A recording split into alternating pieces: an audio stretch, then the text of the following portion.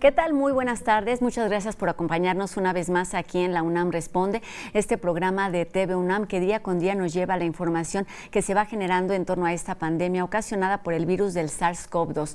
Estamos en el segundo día de reinicio de algunas de las actividades, pero recuerden que esta crisis sanitaria continúa. Estamos en días complicados tanto de contagio como de decesos. Es importantísimo seguir respetando el distanciamiento social, también seguir las medidas de higiene y de seguridad que están dando las autoridades de cada entidad. Estemos muy al pendiente de lo que ocurre con este semáforo de emergencia. Y bueno, aquí como todos los días en este programa universitario tenemos temas de cultura, hablamos de humor y también de algunas otras reflexiones de temas relacionados con la enfermedad de COVID-19 y con esta pandemia. Y también como todos los días contamos con la voz de especialistas universitarios que siguen trabajando, que no se detienen en distintos grupos de trabajo. Hoy, por ejemplo, platicaremos de uno que trabaja en la Facultad de Química de nuestra universidad y ellos nos estarán hablando sobre el apoyo que están dando a unas pruebas de diagnóstico para detectar la presencia del virus del SARS-CoV-2. Me da mucho gusto saludar a la doctora Mari Carmen Quirasco Baruch, quien es del Laboratorio de Alimentos y Biotecnología de la Facultad de Química, y también de la Facultad de Química está con nosotros la maestra Isabel Gracia Mora, quien es la responsable de la Unidad de Investigación Preclínica, la UNIPREC, también de esta facultad, y el doctor Carlos Amador Bedoya, quien es el director de esta instancia universitaria. Con ellos estaremos platicando de estas pruebas de diagnóstico y el análisis que realizan, importantísimo para estar en contacto con las autoridades, autoridades también hospitalarias y detectar a tiempo esta enfermedad de COVID-19. Recuerden que pueden hacer junto con nosotros este programa, pueden escribirnos a través de todas nuestras redes sociales y los números de WhatsApp que están apareciendo en pantalla y que ustedes ya conocen. Y bueno, hoy que estamos hablando precisamente de pruebas de diagnóstico, comenzamos este programa con un panorama de lo que ocurre en nuestro país, donde de acuerdo a las cifras oficiales de las autoridades de México, se ha realizado la prueba a 282,089 personas en todo el país y 93,435 han sido confirmadas. Vamos con este resumen de lo que ocurre en el resto del territorio. Es por ello que los invito a que sigamos siendo conscientes, responsables. Si podemos, mantengámonos en casa. Y si tenemos que salir, recuerden utilizar adecuadamente el cubrebocas, tener gel para limpiarse las manos continuamente y mantener la sana distancia. Vemos también cómo las barras de la edad, porque lo acabamos de ver en la anterior, se nos recorrieron hacia la derecha. Es decir, hay una tendencia de que las personas que tienen mayor edad, a diferencia del total que enferman, hay una tendencia a que las personas de mayor edad sean las que lamentablemente terminan falleciendo. Entonces, reitero aquí el mensaje que dijo la jefa de gobierno de la Ciudad de México y el gobernador Alfredo del Mazo, particularmente en la zona metropolitana del Valle de México. Tenemos que conservar las medidas de seguridad sanitaria, no salir a la vía pública. En América, Estados Unidos y Brasil se mantienen en el nivel más alto de contagios, mientras algunos países de Europa continúan los descensos en estas cantidades. Veamos cuál es el panorama de COVID-19 en el mundo. España registra 0 muertes en un periodo de 24 horas por primera vez desde marzo. Reino Unido supera las 39,000 muertes por coronavirus. México reporta 237 fallecimientos en las últimas 24 horas, con lo que suma 10,167 muertes por COVID-19. Brasil registró un aumento por día de 11,598 nuevos casos y 623 nuevas muertes por coronavirus. Colombia supera los 30,000 casos de coronavirus, sumando 1,110 nuevas infecciones en 24 horas. Irán registra más de 3,000 nuevos casos en un solo día. Pakistán reporta su mayor aumento diario en el número de casos, con 3,938 nuevas infecciones. En África, el número de infecciones sobrepasa las 150,000. Estados Unidos reportó más de 21,100 nuevas infecciones en 24 horas. Argentina registra 564 nuevos casos y 17 muertes por coronavirus en un solo día. Tailandia comienza a levantar restricciones y permite a las personas visitar los templos religiosos con uso de cubrebocas y toma de temperatura. Alemania levantará advertencia de viaje para países de Europa. Túnez reabrirá las fronteras terrestres, marítimas y aéreas a fines de junio. Enseguida el doctor Carlos Rosales nos explica las características de las personas asintomáticas. Vamos a escucharlo, doctor. ¿Cómo está? Buenas tardes. Gracias, Rosa. Muy buenas tardes. Qué bueno que sigue con nosotros en la UNAM Responde. Nos han preguntado, ¿es correcto que se siga amamantando a los bebés aún en COVID-19? Bueno, no hay evidencia de que el virus pueda ser transmitido en la leche materna. Por tanto, la Academia Estadounidense de Pediatría ha recomendado que todas las mamás sigan alimentando a sus bebés con el pecho. Se recomienda, claro, que cuando lo hagan, extremen todas las precauciones de higiene. Esto es, que se laven muy bien las manos, laven su cuerpo muy bien y sobre todo usen cubreboca. Esto se recomienda para todas las mamás, presenten o no síntomas de COVID. También nos pregunta el público, ¿qué es una persona asintomática y cómo debe cuidarse si está en la familia? Bueno, una persona asintomática es una persona que se ha infectado con el virus, lo puede transmitir, pero no presenta síntomas de enfermedad. Entonces no sabemos que está enferma, no podemos distinguirla de las demás personas que no están enfermas. Entonces es muy importante que asumamos que todos son potencialmente transmisores del virus y mantengamos una sana distancia y la extrema higiene con todas las personas, aparezcan sanas o aparezcan enfermas. Con esto evitaremos la propagación de la pandemia. Muchas gracias. Regresamos ahora al estudio de TV UNAM. Gracias, doctor. Buenas tardes. Y bueno, en medio de esta crisis sanitaria que atraviesa México, el pasado 11 de mayo, en plena fase 3, la Unidad de Investigación Preclínica, la UNIPREC, de la Facultad de Química de nuestra universidad, fue aceptada para analizar pruebas de diagnóstico para el virus de COVID-19, para el virus del SARS-CoV-2, que detecta la enfermedad de COVID-19, lo que significa una gran ayuda para las personas que están en contacto directo con esta enfermedad en los hospitales de la Ciudad de México principalmente. Esta tarde platicaremos con los responsables de este proyecto que pertenecen a esta instancia universitaria. Saludo a la doctora Mari Carmen Quirasco Baruch, quien es responsable del equipo de trabajo y docente del Laboratorio de Alimentos y Biotecnología de la Facultad de Química. Doctora, buenas tardes. Hola, buenas tardes.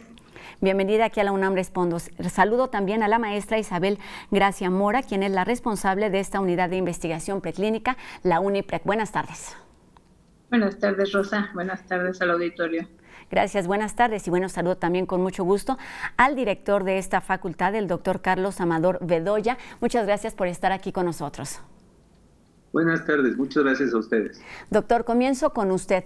Como todas las instancias de nuestra universidad, durante esta emergencia, ustedes han tenido una participación importante. Platíquenos cuál ha sido este trabajo desde que comenzó esta pandemia en México y quizá aún un poquito antes. A mí este ejemplo me parece uno muy bueno de las capacidades de la universidad y en particular de las capacidades de la Facultad de Química para responder a diversas necesidades de nuestro país. El coronavirus nos agarró por sorpresa a todos, no estábamos esperando algo así. Además no sabíamos qué teníamos que hacer, no conocíamos, hemos ido aprendiendo conforme vamos avanzando las características particulares de esta situación. Y ante de esa manera, la Facultad de Química tiene que responder. La Facultad de Química hace investigación y hace docencia, y como tal tiene un montón de equipos dedicados a cosas muy específicas pertenecientes a las especialidades de la química. Entre esos equipos tenemos el que se necesita, de hecho varios instrumentos, de los que se necesitan para hacer la prueba de PCR para detectar el virus en seres humanos. Esa prueba, como se ha discutido muchísimo, Es complicada, es difícil de hacer, requiere muchas cuestiones técnicas y muchas cuestiones protocolarias de salud que se tienen que cumplir cabalmente.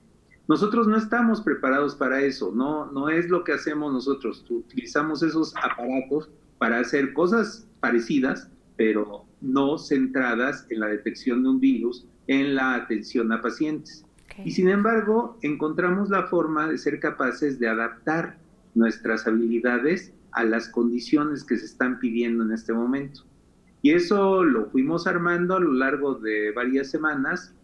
Contamos con el apoyo de nuestros investigadores, de técnicos académicos, de estudiantes que trabajan con estos investigadores, y juntos pudimos ir armando las capacidades. Como se va a decir, estoy seguro, juntamos un laboratorio especializado que es la UNIPREC, que hace ciertos estudios preclínicos y tiene ciertas capacidades para, por ejemplo, manejar compuestos bioquímicos con niveles de seguridad muy altos. Lo juntamos con gente experta en hacer la determinación bioquímica molecular requerida para caracterizar y poder diagnosticar el virus, y lo fuimos armando, acomodando de acuerdo con el protocolo establecido por el INDRE para poder solicitar su aprobación para poder hacer estas pruebas. ¿Por qué son necesarias? Eso usted lo sabe, lo ha discutido mucho. Son difíciles, son escasas, se requieren, hacen falta, necesitamos más, y logramos, es un orgullo para la facultad, haber logrado que esto funcione y que esté disponible en estas circunstancias. Sí, claro, y son procesos muy delicados y complejos que implican mucho cuidado desde la toma de pruebas, que es algo que, como usted bien nos dice, no están realizando, sino que están aportando su granito de arena con lo que ustedes saben hacer. Doctora, ¿en qué consiste exactamente su participación en este proceso de analizar las pruebas de diagnóstico para identificar el virus del SARS-CoV-2? La mía particular, yo nada más le digo a todo el mundo, trabajen, por favor. Cuando no trabajan mucho los regaño y firmo documentos. Exactamente, pero hay quien está ahí todos los días en los laboratorios y en estas unidades de investigación. Doctora, platíquenos cuál es en qué consiste el trabajo que realiza este grupo que está participando en este proceso. Bueno, como bien dice Carlos, pues cada quien tiene diferentes funciones dentro del grupo de trabajo. Entonces, a mí me toca estar todos los días en el laboratorio verificando que las muestras lleguen como tienen que llegar, con las medidas de seguridad, porque estamos hablando que pues son muestras que podrían ser infecciosas. Entonces, hay que hacer toda la documentación, que eso es algo que Isabel ya tenía muy avanzado en la UNIPREC. Hay que hacer el seguimiento, el rastreo de la muestra desde que llega, entonces hay que documentar, capturar toda la computadora y demás. Y después esta muestra pasa al área de bioseguridad 2, donde se lleva a cabo la extracción del ARN, porque este virus tiene este ácido nucleico. Entonces, ahí en esta área en especial, que está aislada de todo lo demás, se lleva a cabo el proceso de extracción. Estamos hablando que este ácido nucleico es muy lábil. Si no lo tratamos bien, en baja temperatura y demás, con guantes, no solo para no infectarnos nosotros, sino que este virus, en las manos tenemos RNAsas y lo podríamos destruir también con lo que tenemos en las manos. Entonces hay que seguir un protocolo muy especial para hacer la extracción.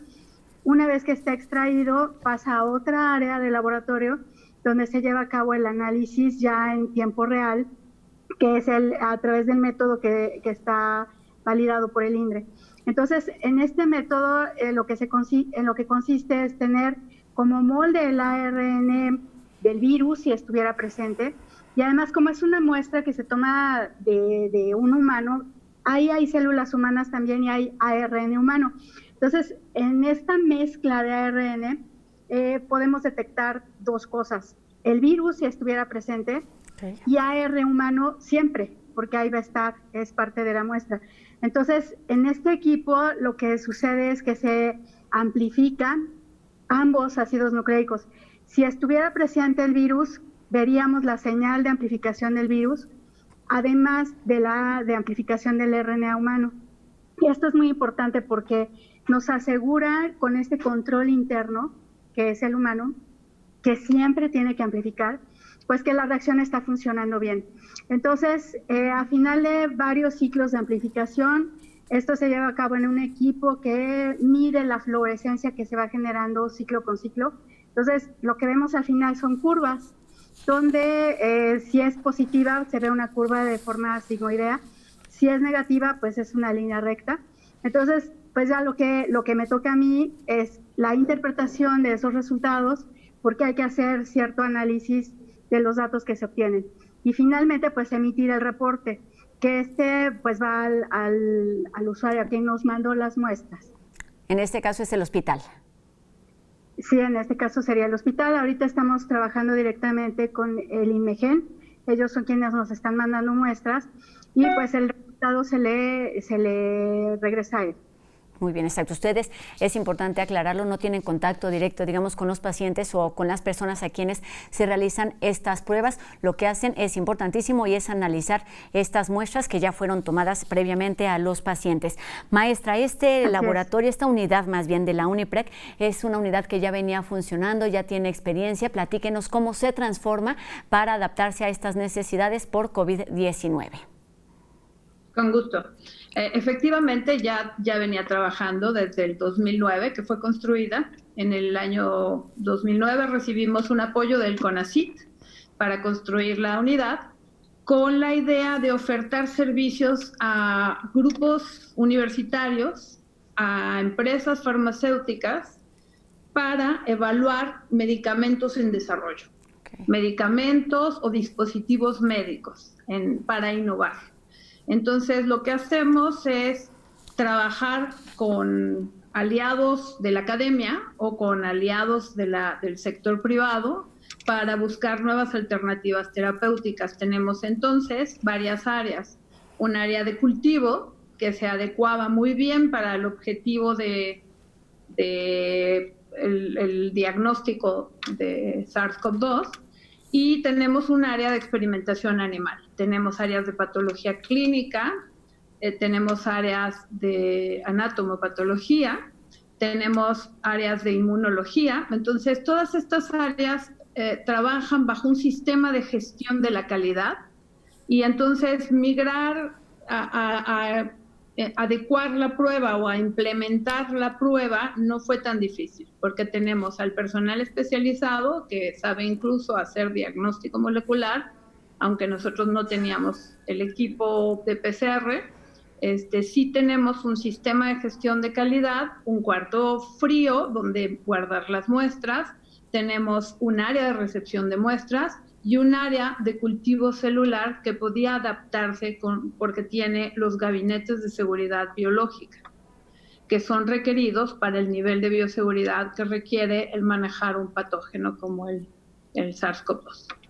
Entonces, sumando esfuerzos, logramos completar esta tarea y realizar esta misión. ¿Por qué no nos platican cómo es que detectaron, uniendo estos esfuerzos y conociendo los procesos que realizan tanto en la unidad como en el laboratorio, cómo es que se ponen a trabajar para hacer posible que estas pruebas o este diagnóstico, el análisis se haga aquí en la Facultad de Química? ¿En qué momento y cómo lo realizan de acuerdo a colaboraciones con instituciones hospitalarias, autoridades del país? ¿Cómo es que logran este resultado?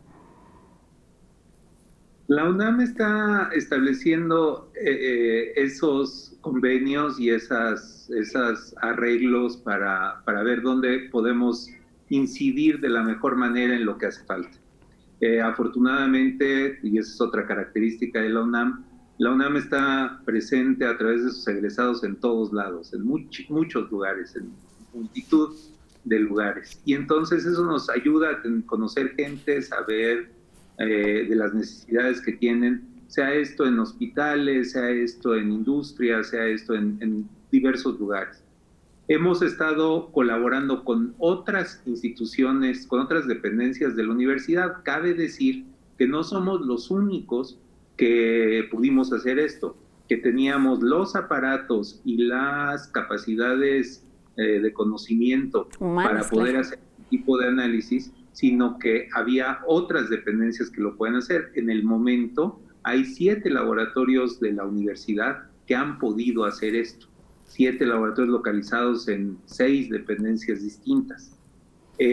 Ahora lo que estamos haciendo en colaboración también con nuestras autoridades centrales es buscar la mejor manera de atender las necesidades de nuestro país con esto que estamos ofreciendo. Entonces, en este momento estamos colaborando con directores de esas otras dependencias y con miembros del sistema de salud de nuestro país para ver dónde podemos aplicar nuestra capacidad de la mejor manera, que tengan los mejores resultados. Cabe decir, lo que estamos haciendo a fin de cuentas es un análisis, un análisis relativamente rutinario. Es muy elaborado, pero es relativamente rutinario.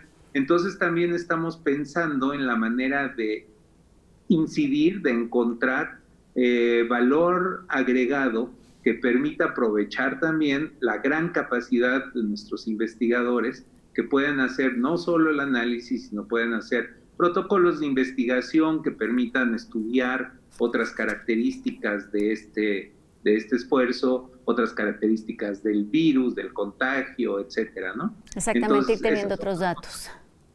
Que estamos tratando de fomentar, aprovechando nuestras capacidades. Pues y aprovechando también esta oportunidad que significa una crisis como la que estamos viviendo, una crisis que está ocasionada por un virus que no se conocía, por un virus que es una oportunidad de investigación, pero también de reacción. Y bueno, lo que busca este grupo de la Facultad de Química, como la universidad en general, es incidir y tener una mayor participación, una ayuda que brindar a la sociedad y no solo a la comunidad universitaria en particular. Seguiremos hablando sobre este tema, si me permiten, después de una pausa. Es momento de tener otro tipo de información aquí en la UNAM Responde. Y antes de ir a esta pausa, los dejamos con información sobre la importancia de estar al pendiente de los semáforos, del color en el que nos encontramos, para así ir reactivando las actividades y prepararnos para este regreso a la nueva normalidad. No se vayan.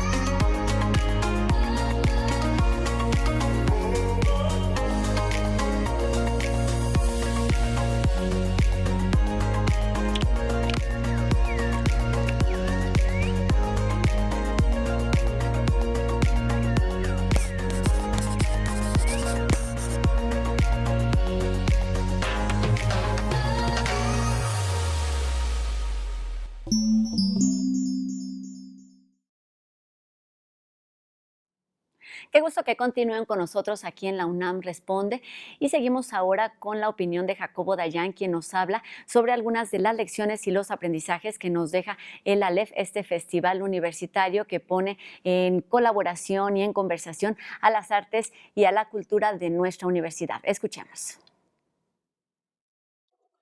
Buenas tardes. Pues ahora, más que hacer un análisis sobre situación de derechos humanos, de lo que está ocurriendo en México o en el mundo, quisiera hablarles del Festival del ALEF que acaba de terminar. Hoy, en el mundo en que estamos viviendo, lo más íntimo de lo humano está roto. Estamos confinados, con una brutal crisis sanitaria y una brutal crisis económica en todo el mundo. El contacto personal está muy restringido. El otro, la otra, se ha convertido en una amenaza. El ser humano ajeno a nosotros se ha convertido en una amenaza. Ante esto, el tradicional festival del ALEF que realiza la UNAM, en esta ocasión se tuvo que realizar en línea bajo una lógica distinta: las posibilidades de la vida, el COVID-19 y sus efectos. Habría que pensar en este gran festival cultural el presente y el futuro que nos espera. La UNAM responde ante esta falta a esta crisis humanitaria con lo mejor del ser humano, el pensamiento, la ciencia, el arte y la cultura. El ALEF tuvo varios temas generales, como el origen de la pandemia en sí misma, los medicamentos y las estrategias sociales para combatir la pandemia, el virus del miedo que hay en varias partes del planeta, qué ocurrirá un día después de que termine esta pandemia y una reflexión alrededor de la vida. La ALEF estuvo conformado por conferencias, actividades artísticas, mesas de debate. Hay un sinnúmero de actividades de expertos nacionales e internacionales. La salida propuesta es con mucha humanidad, es decir, con mucho pensamiento, mucha ciencia, mucho arte y mucha cultura, con lo mejor del ser humano. Invito a todas, a todos, a consultar las actividades de la ALEF, quedarán en línea, están en línea, se pueden seguir consultando. Y hago una fuerte invitación a que se metan a la página culturaunam.mx/el ALEF y consulten estas mesas que fueron muy interesantes, estas conferencias, estas charlas, estas actividades artísticas, reflexionando alrededor de la pandemia, el COVID-19 y sus efectos. Buenas tardes.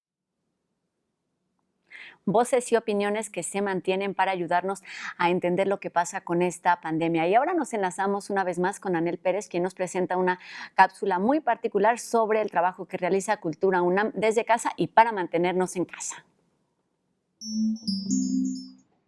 Hola, yo soy Anel Pérez y esto es Cultura UNAM en casa. El pasado 19 de marzo, la Gaceta UNAM mostró en su portada una sola frase: la UNAM no se detiene, trabajamos desde casa. Llegar a la cápsula 50 de Cultura UNAM en casa reafirma que la consigna no solo es un compromiso, sino una realidad. Este programa salió al aire el 23 de marzo y la primera cápsula fue el 24 de marzo. A más de 2 meses que nuestros foros, salas y museos cerraron sus puertas, la oferta cultural de la UNAM se trasladó a las páginas web con sus direcciones e instituciones, a las 141 redes sociales que integran todo el sistema y que en su totalidad cuentan con más de 22 millones de seguidores.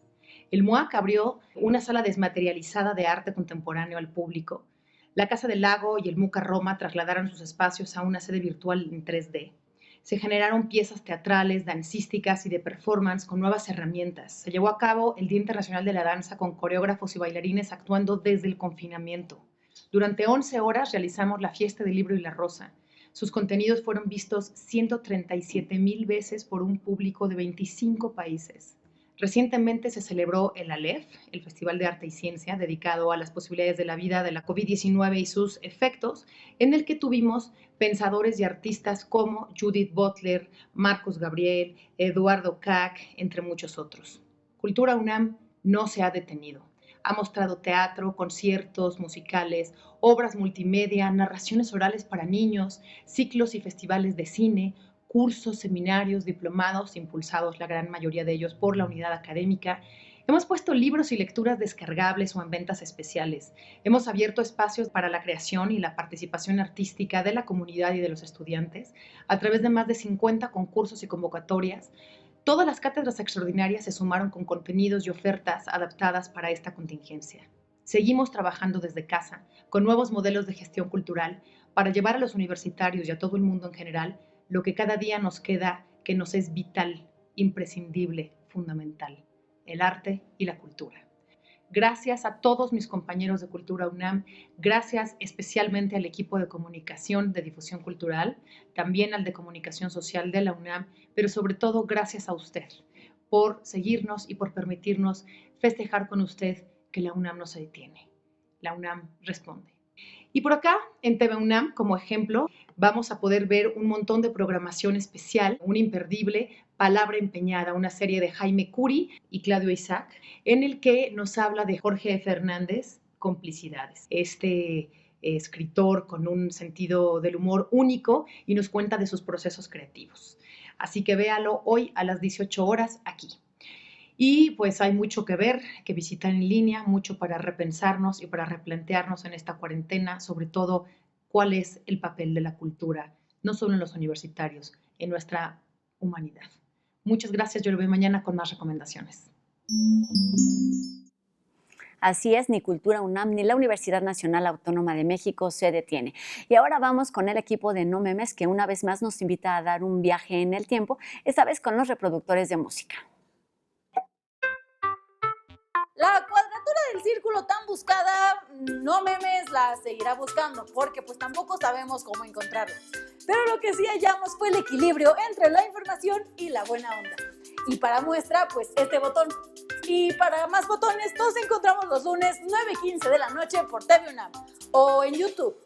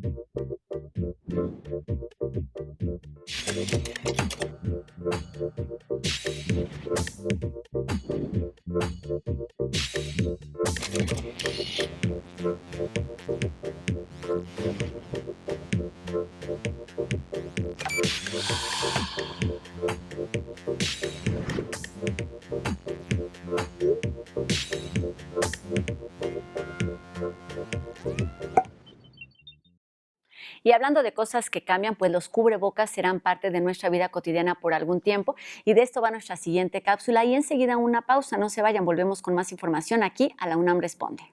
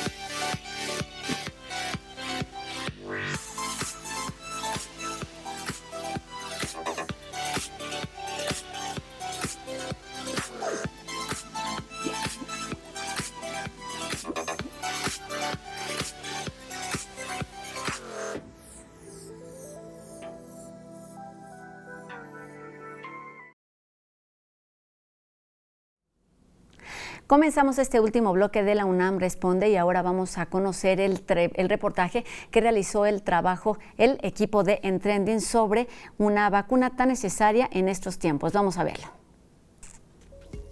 Hoy que muchos de nosotros estamos resguardados en casa, quizá desesperados y con la incertidumbre a flote, un grupo de personas no ha parado de trabajar.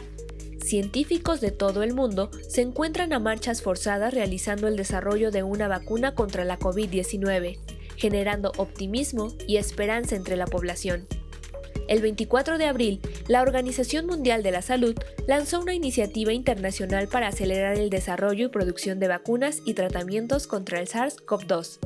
Actualmente, más de 100 equipos alrededor del mundo trabajan a pasos acelerados, y aunque esta lucha ya lleva un camino trazado, aún falta cumplir con algunas etapas. Tenemos la gran ventaja de que ya tuvimos al primo hermano, que es el SARS-CoV.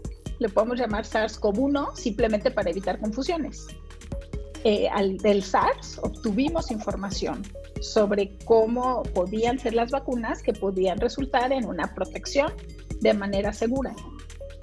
Los expertos aseguran que las vacunas son un mecanismo para el control de muchas enfermedades infecciosas, protegiendo no solo a la persona que la recibe, también a la comunidad a la cual pertenece.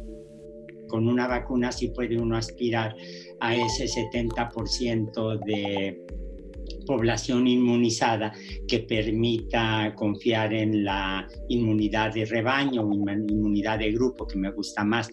Las vacunas lo que permiten es que se mantengan las enfermedades a raya, las enfermedades prevenibles por vacunación, que no se presenten, y eso trae beneficios por todos lados, desde costos por atención en la salud de los enfermos, hasta sus familiares que los cuidan, que ya pueden trabajar y que no necesitan estar cuidando enfermos porque no se enfermaron, porque se vacunaron, pero también evita secuelas, evita muertes prematuras, evita discapacidad.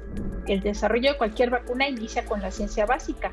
Para poder desarrollar una vacuna contra un organismo en particular, debemos conocer bien a este organismo, entender cómo es que nos infecta y sobre todo entender si existe algo en esta infección que pudiera resultar en algún efecto dañino o algún efecto secundario indeseable que pudieran tener las vacunas. Si vas a hacer una vacuna, lo primero que necesitas es tener un modelo de experimentación animal donde puedas probar tu vacuna. Los primeros ensayos de tu vacuna tienen que ocurrir en animales, no pueden ocurrir en personas. Una vez que se comprueba que los ensayos en modelos animales fueron exitosos, se entra en la primera fase. En esta, se realizan pruebas en grupos reducidos de personas sanas con el objetivo de identificar efectos secundarios y determinar la dosis adecuada. En la fase 2, se realiza un estudio a mayor escala evaluando la reacción del sistema inmune a la vacuna. Y en la tercera fase, en la que participan miles de voluntarios, se recolectan datos estadísticos sobre su efectividad y seguridad. El Instituto Internacional de Vacunas menciona que pueden pasar entre 5 y 10 años en superarse las fases de estudios clínicos. Sin embargo, ante la acelerada propagación de esta enfermedad, los científicos han mencionado que la vacuna contra el SARS-CoV-2 podría estar lista en tan solo 12 o 18 meses. Estamos con el riesgo, hay que advertirlo, de que por querer acelerar las cosas, ¿no?, haya de pronto intereses que no sean completamente científicos para poder tener ya una vacuna a toda costa. Entonces no hay que olvidar pues que eso no debe de pasar. Se debe de cumplir con todos los requisitos, se debe de demostrar la seguridad, primero la inmunogenicidad, o sea que la vacuna funcione para estimular el sistema inmune y que pueda ser una vacuna que se utilice de manera segura. Retomamos nuestra conversación con especialistas universitarios que este día forma parte de la Facultad de Química y quienes son los responsables de analizar pruebas diagnósticas para detectar el virus del SARS-CoV-2, la doctora Mari Carmen Quirasco, la maestra Isabel Gracia y el doctor Carlos Amador Bedoya. Nos hablaban ya de las características de este laboratorio, del trabajo que se viene realizando en estos espacios de la Facultad de Química de nuestra universidad. Nos decían, este es uno de los laboratorios que fue aceptado para realizar este análisis. Se le llama también laboratorio de academia. ¿Cuáles son las características y quiénes son los personajes, el equipo que forma parte de esta tarea importantísima de análisis? Bueno, lo que pasa es que cuando nosotros nos quisimos acreditar ante el INDRE, como formamos parte de una universidad, de Facultad de Química UNAM, el contacto directo fue con la doctora Susana López del Instituto de Biotecnología. Entonces, otros laboratorios que también tienen la capacidad técnica se pusieron en contacto también con ellos, que provienen de otras universidades y de otros institutos de investigación. Entonces, todo el grupo de laboratorios que estamos en institutos de investigación o en universidades, entramos en ese grupo de los laboratorios de la academia. Y quien nos está coordinando es la doctora Susana López del Instituto de Biotecnología. Entonces, pues, esto es muy interesante porque, por lo mismo que mencionaban de las capacidades que podemos tener para hacer algún tipo de investigación, pues ya estamos en contacto, formamos parte de este grupo y estamos en lista de mensajes de correos electrónicos entre nosotros, donde compartimos experiencias, compartimos ideas, compartimos situaciones que ayudan a que el análisis sea más efectivo y más certero, ¿no? Entonces, pues ya nos pusimos en contacto con otras universidades y eso también es una cosa muy buena que vamos ganando a través de esta cosa tan terrible, ¿no? Ganan tiempo, digamos, con esta red de colaboración que existe aún antes de que surgiera esta pandemia. ¿Cómo está conformado el equipo de trabajo? Seguramente hay investigadores, académicos, no sé de qué nivel, si existen universitarios, estudiantes participando en esta tarea, porque también seguramente está ahí presente la multidisciplina. Sí, es correcto. Yo voy a empezar contestando esa pregunta un poco porque como yo soy sede, la UNIPREC es sede del grupo de Mari Carmen Quirasco, voy a presentar primero a mi grupo. En la unidad están colaborando los doctores Ana Rosa Muñoz Duarte, que es médico de formación, pero tiene el doctorado en inmunología, el doctor Eric Nieto Patlán, que también es doctor en biología molecular, María Elena García Rodríguez es egresada de nuestra facultad con la carrera de QFB y una maestría en bioquímica clínica. El doctor Mariano García Martínez, que es doctor en inmunología también. Georgina Espinosa, química de nuestra facultad, y ella nos está apoyando en la parte documental porque está capacitada en el sistema de gestión de la calidad. Están en el grupo de la doctora Mari Carmen Quirasco y la doctora Amanda Galvez, Cindy Estrada, que también es QFB, egresada de nuestra facultad con maestría en ciencias. Está Antonio Hernández, técnico académico también del Departamento de Alimentos. Y desde luego, bueno, el apoyo de nuestro secretario académico, el doctor Miguel Costas, el doctor Carlos Amador, sin duda, sin la voluntad política para que todos los esfuerzos se alineen y que la UNAM responda, esto no hubiera sido posible, ¿no? Entonces también tenemos pues esta enorme fortuna. Espero no haber omitido a alguien, pero Mari Carmen, si omití a alguien. Todo bien. Yo también quisiera agregar que también contamos con el apoyo del patronato de la Facultad de Química y la VQ, que es la Unidad de Vinculación de Química, porque ellos son los encargados de ponernos en contacto con el exterior. Entonces, ellos son los que están trabajando con el sector salud, están viendo también con la industria. Esto es algo que también yo quisiera mencionar, que en vista de que ya se están retomando las actividades a este semáforo y demás cosas que ahora ya tenemos, para la industria resulta importante hacer pruebas a su personal. Entonces, particularmente se han puesto en contacto con nosotros personas de la industria farmacéutica y de la industria de alimentos. Entonces, pues queda un poco la invitación a otras áreas industriales a que se acerquen a la unidad de vinculación de la química si les interesa que se lleve a cabo el análisis de su personal. Exactamente, esto será un poco a futuro. Antes de hablar precisamente de este futuro que está muy cercano, me gustaría que nos hablaran a manera de corte de caja cuáles han sido los resultados y de acuerdo un poco a lo que han trabajado, el resumen de estos días de trabajo en donde están realizando este análisis, es decir, cómo se entregan las pruebas, en cuánto tiempo, a quién se han realizado. Los escuchamos. Sí, ahí yo les puedo comentar brevemente que estamos participando con el INMEGEN al análisis de su personal médico. Okay. Entonces, esto también es interesante porque ellos tienen un protocolo de investigación donde quieren comparar cuál es el resultado que se obtiene al analizar el hisopado nasofaringeo, que es lo que todo mundo te hace en los hospitales y en los laboratorios clínicos, con respecto a lo que se puede detectar en saliva. Esto resulta muy interesante porque ya hay escasez de hisopos también. Entonces, ellos están analizando la posibilidad de que se detecte el virus en saliva, al igual que como se detecta por hisopado nasofaringeo. Entonces, pues aquí unos resultados interesantes es que sí se puede.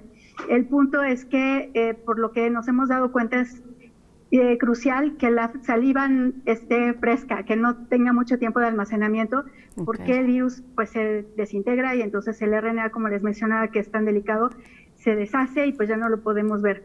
Pero pues bueno, esos son los resultados que tenemos hasta ahorita y pues es muy satisfactorio participar no solo en lo que sería una detección con pacientes, sino viendo este asunto de un protocolo de investigación, ¿no? Entonces, pues bueno, esto resulta interesante Y pues creo que sería lo más relevante a mencionar acerca de las muestras que hemos analizado hasta el momento. Sí, que es básicamente a personal médico de este hospital y que seguramente se irá ampliando a otros sectores. También mencionan algo muy importante, que es además de este análisis de las pruebas que pueden dar positivo o negativo y el nivel de virus que existe en cada uno de los organismos, ¿qué otro tipo de investigación, qué otro tipo de datos pueden obtener realizando este análisis y contando con el personal capacitado y con el equipo profesional, digamos, el equipo técnico en donde se realizan estas pruebas? ¿Qué otro tipo de información para la investigación van obteniendo de este trabajo conjunto? Isabel, no sé si quieras mencionar lo de las pruebas inmunológicas. Yo creo que, no sé, de esta prueba en particular, PCR, se puede obtener mucha información, ¿no? No solamente diagnóstico de enfermedades, sino otras muchas. No sé si la pregunta era por ahí. Sí. En realidad era más bien viendo qué sigue. Después de la prueba con PCR, lo que esperamos es montar pruebas serológicas, ¿no? A la larga, el COVID de enfermedad, COVID-19, va a durar un rato. Hasta que no tengamos una vacuna, como señalaban en la cápsula informativa, esto puede durar un rato, y entonces lo importante ahora sería seguir monitoreando y ir viendo cómo está nuestra respuesta de anticuerpos a nivel poblacional y empezar a hacer la seroepidemiología. Entonces ya estamos trabajando para ir a esta segunda parte, porque es importantísima y también nos da información adicional, porque nos va a ir ayudando a ir censando cómo va esta inmunidad de rebaño o de grupo, como señalaba en la cápsula el doctor Lascano, ¿no? Sí. Nosotros, como buenos científicos, somos profundos creyentes en la necesidad y en la importancia de tener pruebas, de tener datos. Nosotros dependemos de los datos y el método científico, la capacidad científica de predecir y tener efectos depende de los datos. Y entonces las posibilidades que tenemos de ampliar nuestra capacidad de obtener estos datos es muy importante. Una cosa que estamos viendo en estos días es la duplicación de nuestra capacidad de hacer pruebas mediante el empleo de otro aparato de PCR, ¿no? Aprovechando, como hemos dicho, todo nuestro conocimiento de cómo se pueden hacer estas cosas, nos resulta relativamente sencillo duplicar nuestra capacidad con otro aparato. Estamos trasladando uno, el traslado técnicamente es complicado, hay que hacer varias pruebas, certificar, calibrar, calificar, etcétera, y eso lo estamos haciendo para poder duplicar en el plazo muy corto nuestra capacidad de hacer pruebas. Pensando en esta optimización de recursos y también en este futuro cercano, digamos, ¿están pensando también quizás en la posibilidad de ampliar este análisis de pruebas tanto en estudiantes, en la comunidad universitaria, en un futuro, ya que, digamos, estemos en este regreso o reinicio de actividades? Existirá sin duda la necesidad de hacer eso. Si tenemos las capacidades, la universidad ya lo ha ofrecido. El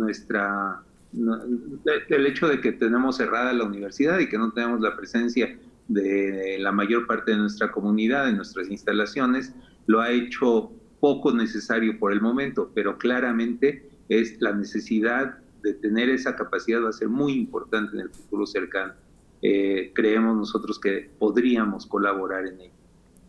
¿Qué sucederá con estos insumos que se requieren no solamente para la toma de pruebas, sino para el análisis que, como nos dicen ustedes, cuentan con estos requerimientos? ¿Es probable pensar en un largo plazo sin que estos se terminen? Porque, como bien nos dicen, pues esta es una epidemia que durará mucho y falta varios meses para que una vacuna o un tratamiento esté listo. ¿Están preparados? Pues miren, sí hay mucha demanda. Sí se acaban, pero afortunadamente existen varias opciones. El INDRE ha validado diferentes marcas comerciales, digamos, Entonces, pues estamos a la búsqueda de lo que encontremos. Entonces, el que se logre conseguir, pues comprar suficiente para mantener el trabajo del laboratorio durante un mes, más o menos, y así ir consiguiendo lo que se encuentra en el mercado. Entonces, realmente también es un reto porque no todos los sistemas de detección son exactamente iguales. Entonces, sí tenemos que hacer algunas adecuaciones y esa es la gran ventaja de ser químicos, ¿no? Que se nos da este asunto de los cálculos. Entonces, pues es calcular nuevamente cómo tiene que ser la reacción enzimática, porque finalmente esta reacción es una reacción bioquímica, participan enzimas en ella. Entonces, hacer el cálculo para adaptarnos a los insumos que logremos conseguir. Pero pues afortunadamente ahorita sí hemos contado con suficiente para un trabajo continuo. Pues sí, calcular. Desde luego esto requiere del apoyo, del financiamiento, de los medios, del dinero del que podamos disponer, ¿no? Afortunadamente nosotros hemos tenido dos muy buenas, muy generosas fuentes de apoyo. Uno es la propia administración central de la UNAM, que ha estado colaborando con todas estas dependencias que han hecho este esfuerzo para proveerlas de los insumos necesarios para hacer las pruebas. Nosotros en la Facultad de Química tenemos esa otra característica peculiar que ya se mencionó, y es que contamos con un patronato de la Facultad de Química cuya función ha sido a lo largo de casi 30 años juntar recursos para ayudar en la mejora en el trabajo que tenemos que hacer en nuestra Facultad de Química. Gracias a ellos contamos con recursos adicionales que en esta ocasión y ante la urgencia de la situación estamos orientando parcialmente en la compra de estos insumos para que podamos seguir trabajando. Ambas fuentes nos han servido muchísimo y estamos muy agradecidos, tanto la Administración Central de la UNAM como nuestro patronato de la facultad.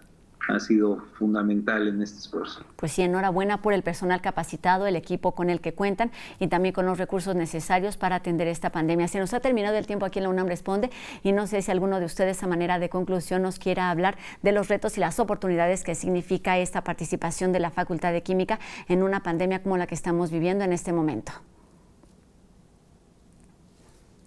Pues bueno, es de mi parte una magnífica oportunidad de poner al servicio de la comunidad estos conocimientos que aparentemente el aprender bioquímica y saber en qué consiste la reacción y el PCR en tiempo real como que resultaba muy ajeno a lo que pudiera servir en una cuestión de vida diaria, y ahora vemos que pues resulta muy relevante para poder hacer las detecciones correctas, ¿no? Entonces para mí ha sido maravillosa oportunidad de poner en práctica y al servicio de la comunidad este tipo de metodologías.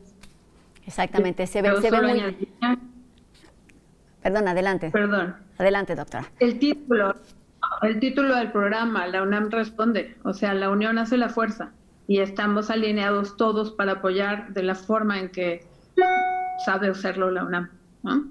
Exactamente. Desde las autoridades hasta el patronato, ¿no? Hasta los investigadores. Cada uno haciendo lo que nos toca. Así es. Doctor, para terminar, ¿alguna opinión?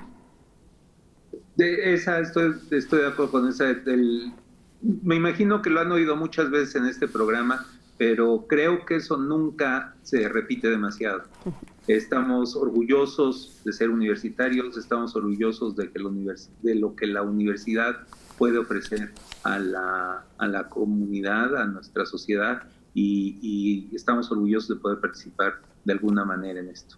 Exactamente, está ahí al pendiente, atendiendo no solamente a la comunidad universitaria, sino a la sociedad en general en una crisis, en una emergencia como la que estamos viviendo. Muchísimas gracias a todos ustedes por toda esta información y enhorabuena por este trabajo que realizan, que seguramente seguirá ampliándose a otras posibilidades y a otras realidades. Doctora Mari Carmen Quirasco Baruch, responsable del equipo de trabajo y docente del Laboratorio de Alimentos y Biotecnología.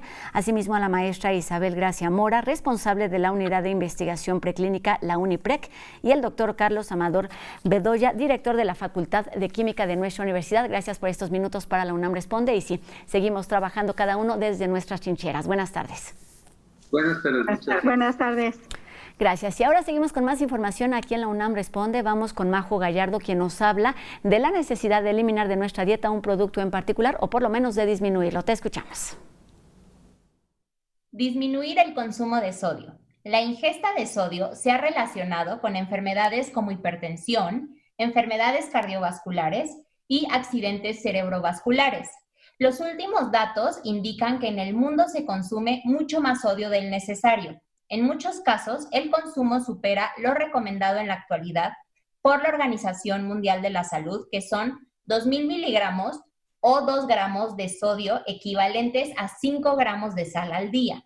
Así que mis recomendaciones para disminuir el consumo de sodio son: evita el consumo de enlatados como verduras, atún, jugos de verduras y embutidos como jamón, pechuga de pavo o salchichas debido a que son alimentos muy altos en sodio. Bajar el consumo de sal o consomé de pollo tipo sazonador, tanto para cocinar como para condimentar, y cámbialo por hierbas de olor. El refresco, por ser un enlatado, también es alto en sodio, así que cuidado. Galletas o pan de caja, algunos son altos en sodio.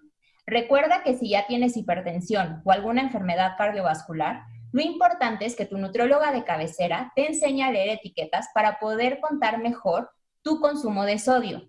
Espero te haya ayudado este tema y nos vemos pronto. Soy Majo Gallardo, nutrióloga clínica y deportiva, y recuerden que me encuentran en Facebook e Instagram como Numa Nutrición.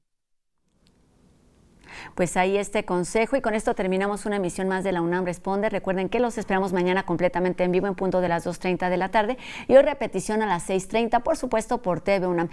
Seguimos en una etapa de emergencia. Si es posible, quédense en casa y atiendan todas las medidas de higiene y de distanciamiento. Los esperamos aquí mañana. Gracias a todos. Adiós.